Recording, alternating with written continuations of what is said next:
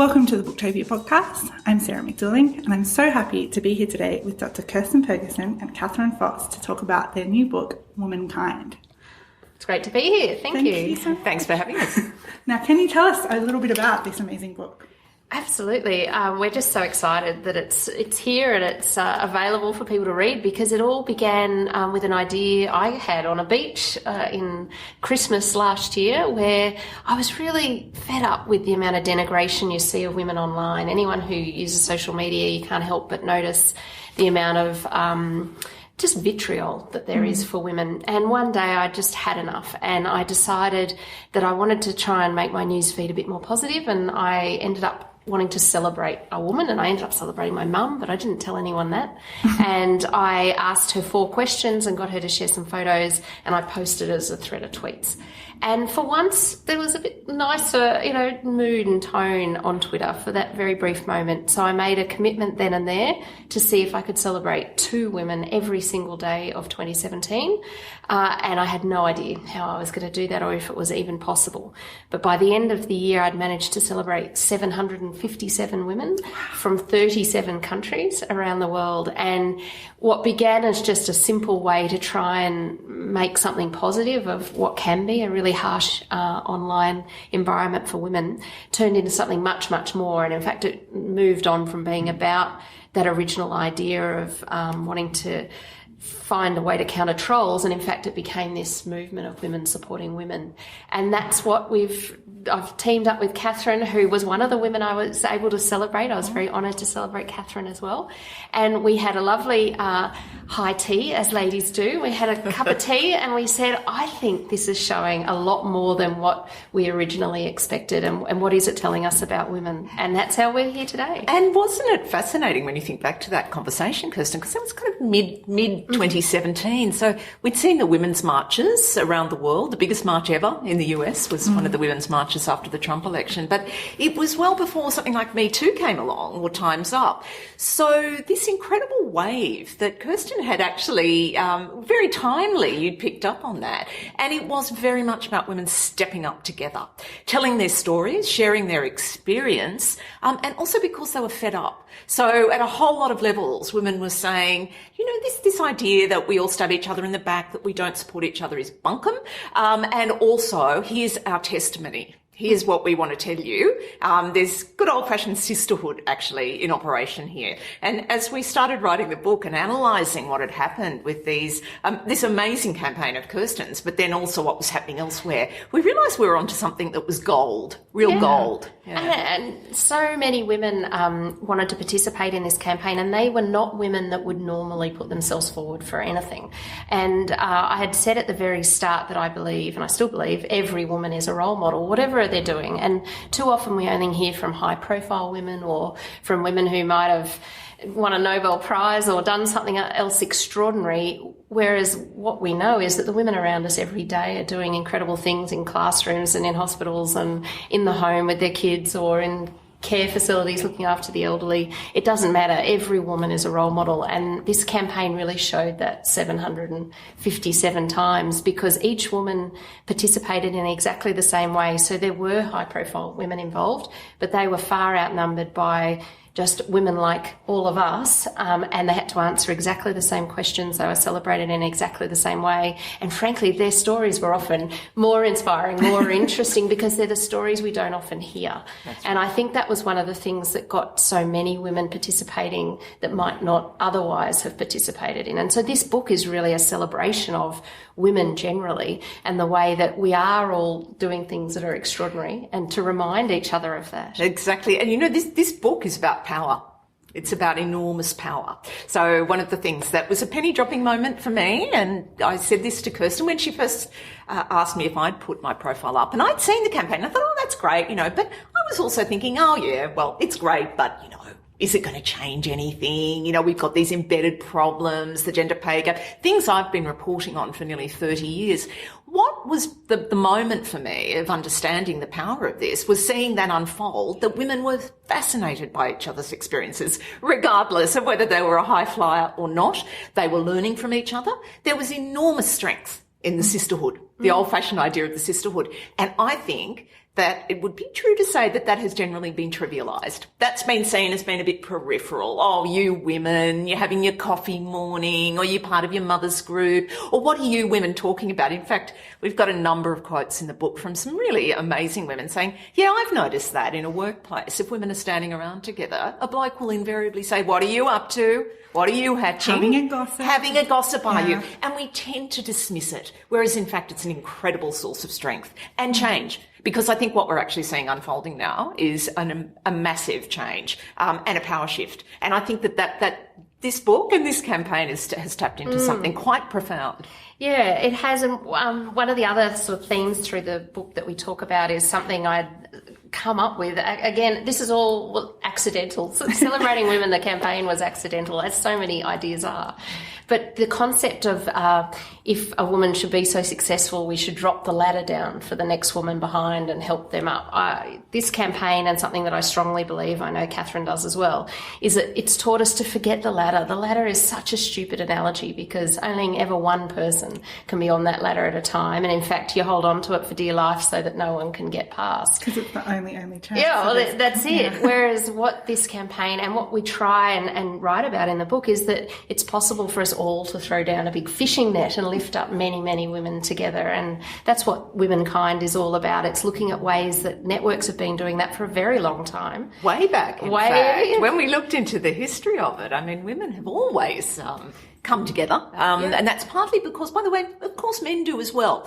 So by no means are we dismissing that. What we're saying is women have done it because of their particular circumstances in their lives. The fact that they're the ones who bear children, for example, and tussle with reproduction and so on. But also because in many societies, certainly in Western civilization, they've been marginalised. So for them, they've always been on that, but they've come together to share experience. And they've done it. There's part of the book where we looked into, not in a great deal of depth, but pulled on some of the writing about female friendship, which is a fascinating thing and hasn't been really researched or paid attention to in seriousness. And I think that what we tapped into there, friendships are incredible because they bypass hierarchy and family.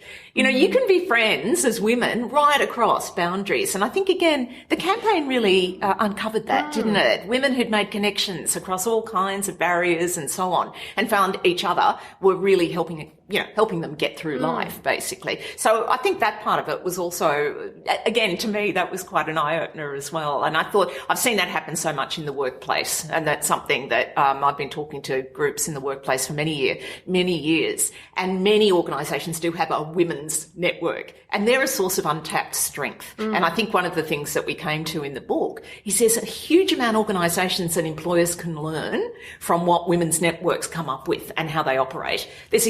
We haven't listened to women.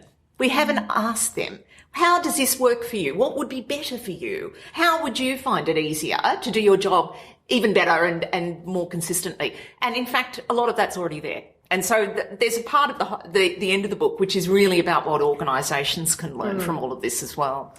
It's definitely a book for leaders, men and women, but certainly for all women. And Catherine and I have had some fascinating conversations about our different life experiences. So the first chapter is all about my own sort of career journey and leadership journey and celebrating women, of course. But I write quite openly about how I would run from women's networks for the first 20 years of my career. If someone said, do you want to go to a women's lunch, I'd be at the door where I couldn't get there quick enough. Why? Because I was fearful that I would somehow be seen as one of those difficult women at work and that gender was all I was concerned about. Now, that was a point in my career where obviously I had tried to fit in. So I started my career in the military where I just hoped no one noticed I was female. And then that continued in other male-dominated environments. And so I adapted that way. And it's not until more recently where I've had more influence and power and been able to ask questions and really notice other women's experiences to say, hang on a second, what is going on? And then once you understand the power of women supporting women, it's just so intoxicating and powerful and empowering. And my experience, I think, probably echoes other women. Some women are probably still running for the door. And this book, understanding, that's okay. We're all at different points in our careers and our understanding. And Catherine's had a totally different experience as well. I did. I guess for me, of course, professionally, I wrote a column called Corporate Woman about women in workplace on and off for many years for the Financial Review. you. So for me, there was professional compulsion as well. But of course, I ended up writing that column because I was already fascinated by this whole area. I was brought up in a household that was very fair. I have 2 brothers and a sister, so we were all treated very similarly. But it was always really apparent to me that there was a huge power imbalance and that stereotypes were ridiculous and were holding us back, but holding my country back. You know, I looked around and thought, why aren't you tapping into all this talent and making sure that we can all thrive? Particularly because we're so lucky in Australia. We have so much access to education, women and girls. We're ranked equal first in the world for that. So for me, yes, it had always been not just an interest, something that I really put a lot of time and attention into professionally and personally. So we come from very different, we're the yin and the yang on this one. We've talked about it ad nauseum, and I actually think you need both because we both represent different groups. All women will have a different experience. We quote a lady called Holly Kramer, who's a wonderful leader in business, and she talks about her stages of gender awareness, and that her experiences sort of mirror mine, where initially you're sort of in denial right through to when you start to advocate for others. And that process I think we all go through, but no one's wrong, and this book is not about trying to move people through any stages. We don't lecture anyone, but we certainly share our experiences, and I write quite personally about my career and life and how I've tackled there was a personality test I had to do once, and it came through with all these qualities, but to me I interpreted them as masculine, and I remember thinking, oh, I've been found out. Here I am trying to sort of just fit in, and those kinds of stereotypes, as Catherine talks about. Now, I wasn't evolved enough to recognise that was what was going on until much later. But it's just a fascinating journey to think about how we all look at ourselves and each other. And it's hardly surprising, Kirstin. Yeah. I mean, the reinforcement for all of that, you know, it's a really perplexing thing. And when you say we should, of course, it is completely understandable. Women find a lot of this stuff incredibly confusing because we're constantly told, well, if you'd just done something differently. I mean, my last book was called Stop Fixing Women. We've spent a lot of time and money in organisations trying to fix women up, telling them to basically behave like some sort of stereotypical male, which is ridiculous because not all men behave the same way either. But I think that what we've learnt actually is that as women, and this is why this is so exciting, the times are right for us to understand that there is no formula. Being who you are is very important. And also, I completely understand, obviously, where Kirstin's come from. But, you know, we make decisions about people very quickly. So pretending that you're not a woman or trying to keep your head down and say you're not, I always say to women, look, I understand why you feel like that. I couldn't agree with you more. I don't want to be assessed on my gender. Unfortunately, those assessments are made about you almost instantaneously. So what we have to do is make sure that doesn't matter. That doesn't matter. It doesn't matter if you're male, female, what age you are, what racial background or sexual orientation. It is about what you do and how you do it. And that's the thing that I think is really uplifting at the moment. I think we're having a genuine conversation about that, and about the barriers that have existed in the past. And so many of the wonderful women who were profiled were so articulate and smart. It didn't matter where they came from, regional Australia, Serbia, the US, wherever. They were so wise about so many of these things because we actually went back and surveyed them and asked them for some input. And we got quite a good response rate, didn't we? Incredibly good. And they were smart as. Yeah. No, I just think this book, as Jamila Rizvi says on the front, it really is a love letter to the people that hold up half the sky. And I think a beautiful quote. It is such a beautiful quote, and it brought both of us to tears because that's exactly what it's about. It is about womankind, and it's about celebrating what we offer each other and encouraging women to really tap into that. And I can just feel the difference now than even 2 years ago, where women on social media are actively amplifying each other. So we have a whole chapter on the amplification effect, which is all this really powerful way, simple things we can do to be backing each other up in meetings and liking and retweeting and sharing and buying products if your girlfriend's an entrepreneur or whatever it might be. But those ways are really tangible and make such a difference. And we're just trying to encourage women to get on board with that, which I think they're already doing, but highlighting some simple ways that they can do it anyway. Yeah, exactly right. And I think that's a message that is really, again, timely. I think it's just, women are, and what they're understanding also is that for a long time, and it really has been an awareness thing for me too, to understand that so much of that was slightly ridiculed, just in a kind of an informal sense, but also in a formal sense. And now women are saying, no, that's an incredible source of strength and pride. Yep. And pride. So I think that this is part of a process of people sort of understanding that and accessing it and making use of it. It really does feel as though there's a real change in the air and there's a real, progress being made. But in the book, you talk about how to make sure that this moment continues as a movement.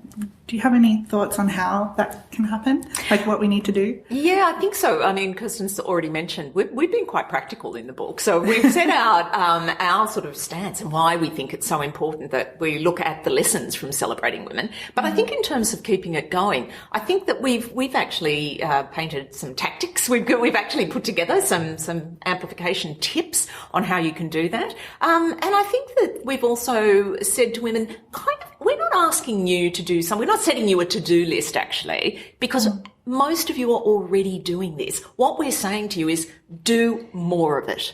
So actually ramp it up. You have, in fact, a moment, it really is a moment, off the back of all the activism over the last sort of 18 months to 2 years. You are being listened to. This is absolutely essential, and that's something that has changed. People are listening. Now, there are various reasons why organisations, for example, are listening, and some of that's about risk mitigation and fear of scandals and so on. But frankly, I'm not too bothered about why. If they're listening, make the most of it. Use it and actually point out the incredible value that's already there that women are using. And they're using it in the community as well. Each other's advice, referrals. We write about the importance of women referring work or options and tips and ways of operating, especially, in fact, in small business as well. How they do that all the time through their networks. And along the way, by the way, we've really skewered some ridiculously tenacious myths. The idea that women white ant and are nasty to each other, that they don't support each. White anting is eroding somebody else like by... a queen bee. The queen bee. Or the queen bee syndrome, where a woman, the more senior she gets, the more unpleasant she is to her female colleagues and underlings. And this is very tenacious in business circles. There's really no evidence that that exists in any kind of broad brush way. Women can be poor in their behaviour, just like men can. There's no evidence that they're more so. And in fact, what we've uncovered is they're incredibly supportive and actively so. They often do it under the radar, though, because of this, up until now, I think, a lot of ridicule. So what we're saying is do more of this. Be proud of it. Get out there and join together. And that's sort of the message we're sending out. Where do you think those perceptions come from? Hollywood reality TV shows. And I think if you speak to a woman when we talk about these kind of myths, every time there'll be a woman who said, but I had a dreadful, female boss, and they'll remember that woman more so than any, and they might have had 10 terrible male bosses, but that one woman is held to a different standard and remembered. We expect more of women.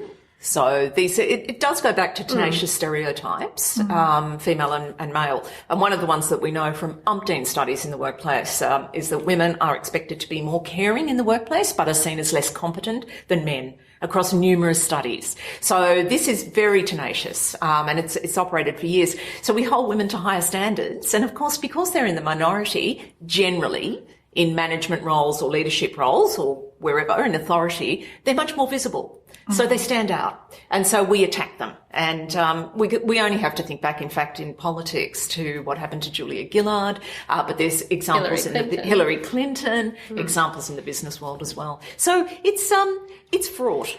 And actually, it's a bit of a no-win. So what we're saying is, all this advice that we send out to women can be really counterproductive, actually. You can feel a wash in it sometimes. Yeah, it can be really hard to navigate your way through. So I think that's another thing that has come out really strongly in the book from our analysis, is that it's time to unpick a few of these We don't have evidence for them. Let's actually examine what that's about and understand that we need to change that. And I've actually noticed some of the commentary on women in power is starting to shift. Stop holding them to higher standards. Stop making out that, that a woman who's been in a senior job should be expected to behave better. And that's been some of the commentary written about women in senior business roles. And I think we've got to start to call that out and understand that those are double, sometimes triple standards that we're holding women to. I find that so fascinating. I was hoping you could give me some sort of ammunition, I guess. That's a aggressive word. Some responses for a thing that has been said to me quite often recently, mostly online, and not just by men, just by women as well. This thought that feminism at the moment is a trend and that it's come from Hollywood and that it's suddenly spurted out of nowhere with Me Too and it hasn't been a thing that's been building over decades. When you hear that, when you hear someone sort of, especially when you've been writing about this for so long and it's been, I see Me Too and Time's Up as a result of all of that work, not as the cause. Absolutely. Yeah. So how do you respond to that? Because it drives me insane, but I get flustered when I'm emotional. And so when I hear that and I get angry, I can never articulate a well thought out response. So gosh, I think I might be in your camp. The ignorance to suggest that feminism is a new fad. Yeah, Beyonce invented it, didn't you know? No. Oh, well, I'm a little bit old-fashioned here. I just immediately start to use a few examples that tend to shock people. One of them is that until the late 1960s in Australia, a woman working in the public sector had to resign from her job when she got married. Oh, in the 1960s. Up until the 1980s, I am told, until the late 1980s, a single woman needed a male guarantor to get a home loan. Oh my God. A male guarantor. These are not off 100 years ago. If you want to, you can go back 100. When my grandmother was born, she wasn't allowed to vote. So if you want to, there are numerous examples. It's not that long ago. In fact, it was illegal, of course, to pay women the same as men for doing exactly the same job until the last few decades. Illegal. That was the law. Well, it was the law. It was the law. So what we have to understand is that our ability to vote, to be educated, all those basic fundamental human rights have come about from the women's movement and feminism. So that's how Catherine will give you a good response. So we're yin and yang. I would invest no time whatsoever in just responding to those people, and I go and invest my time in the allies that are out there who do know that this is a really important issue, and go and empower them, men and women, and be supporting them and giving them everything they need to help drive the message. But the people who believe those sorts of things, I don't think you're probably ever going to change their mind, even with the facts, sadly. I think you've got to do both. This is our yin and yang. This is our constant. You've got to do both. Yeah. And because I'm an evidence person, so I wrote for a financial newspaper for 23 years. You don't write about an area that is highly emotional. This is really a highly emotional area, even with people that you would least suspect. Male and female, I'm certainly not pointing the finger. I've had the most vehement discussions, I think, on the talking circuit, because I do a lot of conferences, with women, in fact, who tell me that it's rubbish, that it's women's fault that sexism exists, that they exacerbate it, that it's their problem, they have to fix it up, which to me seems to fly in the face of logic. But I just think you've got to engage with some of that. I agree with Kirstin. I think sometimes you realise you will never change someone's mind. But every so often, the funny thing is, my husband spotted this once, and every so often you do change someone's mind, and that is an incredible feeling. So I'm not saying you can do it broad brush, but you do occasionally. It's worth it for those times that you get through. Yeah. And we would be nowhere if people hadn't persisted. That's exactly right. Yeah. That's exactly right. Thank you so much for coming in today. It's been so amazing. I feel really awed and inspired by talking to you both. Thank you so much for having us. It's been a pleasure. And podcast listeners, you can get Womankind at Booktopia, www.booktopia.com.au. Thanks for listening to the Booktopia podcast. Don't forget to subscribe to us on SoundCloud and iTunes. And if your eyeballs need a workout, check us out on YouTube at Booktopia TV.